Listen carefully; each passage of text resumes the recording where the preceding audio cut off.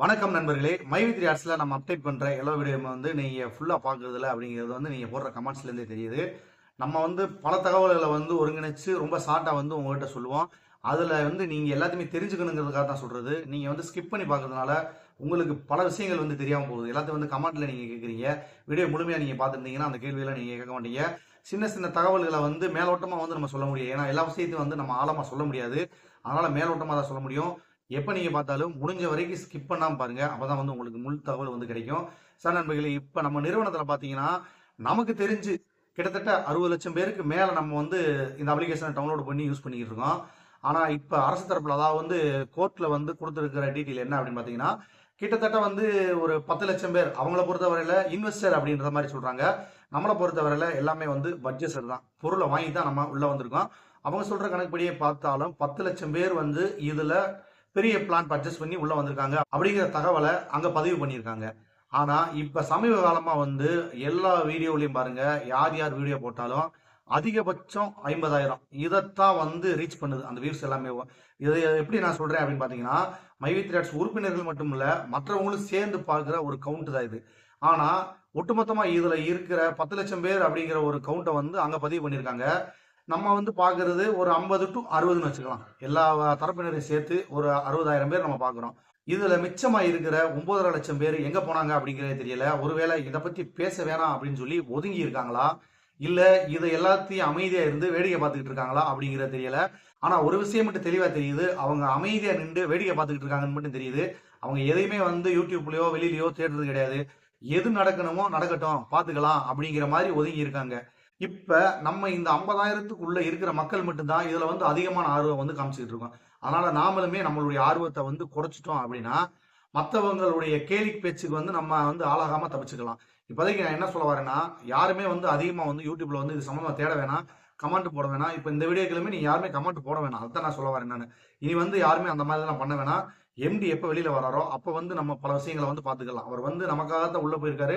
நமக்காக தான் வெளியில வர போறாரு. அவர் வெளியில வந்ததுக்கு அப்புறமா பல தகவல்கள்லாம் நமக்கு வந்து சொல்லுவாரு.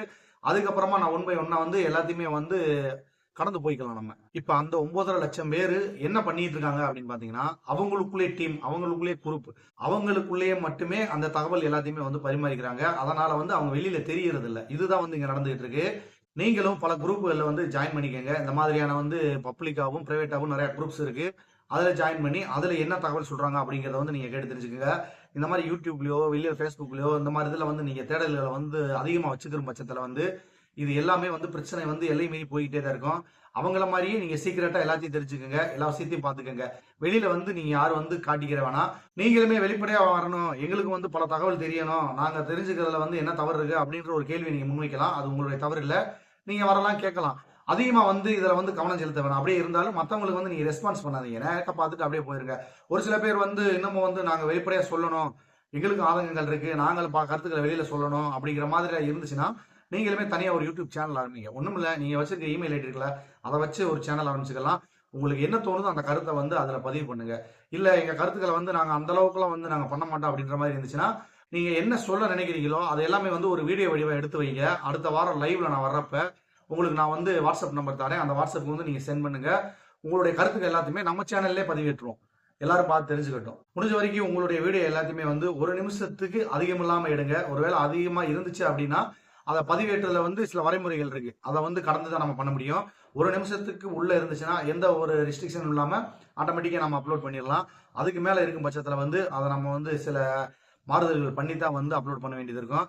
ஆரம்பத்துல இருந்தே பாத்தீங்கன்னா இந்த நிறுவனத்துல வந்து 10 லட்சம் பேர் இன்வெஸ்டர் அப்படிங்கிற மாதிரி ரிப்போர்ட் கொடுத்துருக்காங்க.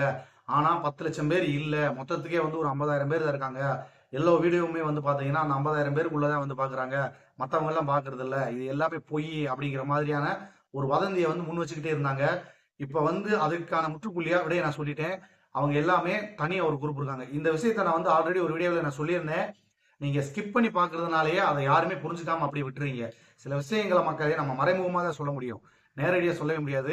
இப்ப இந்த கட்டத்துல வந்து இதை நான் நேரடியா சொல்ல வேண்டிய ஒரு சூழ்நிலை உருவாயிருச்சு. அதனாலதான் நேரடியா சொல்றேன். அந்த 9,500,000 மக்களும் தனியா வந்து ஒரு குரூப்பா இருக்காங்க. அவங்க வந்து இந்த மாதிரி வந்து சோசியல் மீடியாக்குள்ள வரமாட்டாங்க. அவங்க தனியா அந்த வாட்ஸ்அப் குரூப் அந்த இதுக்குள்ளேயே வந்து அவங்க மெயின்டைன் பண்ணிட்டு ஜிமெயில் மூலமா எல்லாத்தையும் பார்த்துட்டு போயிடுவாங்க.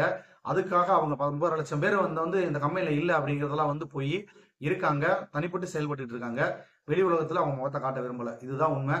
என்ன நினைக்கிறீங்கன்றத வந்து கமெண்ட்ல சொல்லுங்க. அடுத்து ஏதாவது அப்டேட் இருந்துச்சுன்னா நான் உங்களுக்கு வந்து அப்டேட் பண்றேன். மறந்துடாம நம்ம சேனலை சப்ஸ்கிரைப் பண்ணி வச்சுக்கோங்க. பக்கத்துல இருக்க பெல் பட்டனை கிளிக் பண்ணி வச்சுக்கோங்க. அப்பதான் நம்ம கொடுக்குற தகவல் வந்து உடனுக்குடனே உங்களை வந்து சேரும். மீண்டும் ஒரு நல்ல அப்டேட்டோட உங்களை நான் சந்திக்கிறேன். மெய்ப்பொருள் காண்பதறிவு. வாழ்க வளமுடன்.